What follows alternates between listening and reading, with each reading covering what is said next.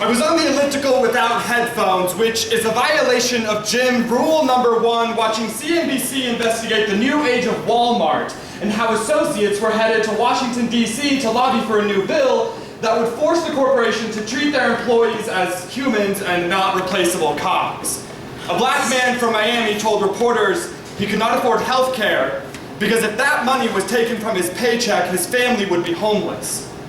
The white man on the elliptical next to me looked at me and said, he could afford health care if he didn't spend his paycheck on beer and cigarettes. Fuck you. You racist piece of shit. It is these ideas that continue to keep this man from Miami and countless others below the poverty line.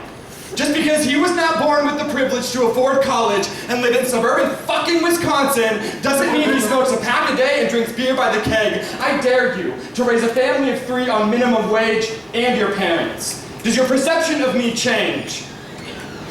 I dare you, we work out at the same gym. You probably think I'm wealthy. Does your perception of me change when you learn the only reason I can afford to be here is because I receive 70% financial assistance? The difference between you and I is you blame the oppressed for their oppression and I see every shackle around their ancestors' ankles. So take those racist classist comments and shove them up your ass where they belong.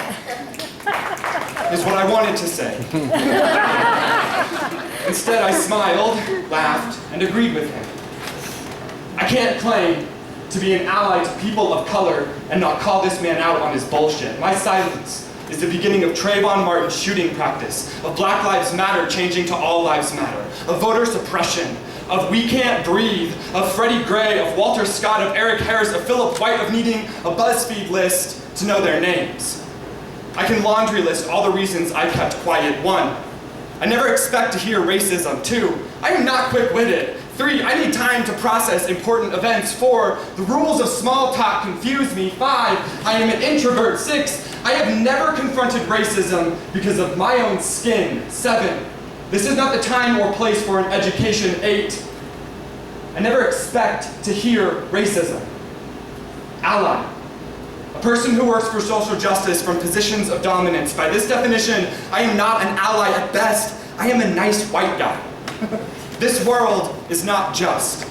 This country is not just. This city is not just. The space I occupy is not just. It is not enough to keep my throat loaded with the knowledge of my own privilege. I must pull the trigger every time I witness oppression. My whiteness does not wash away the burden of equality. Conveniently, choosing to be an activist doesn't help anyone. All oppression is linked. So it is time I start taking my power of being a white man seriously.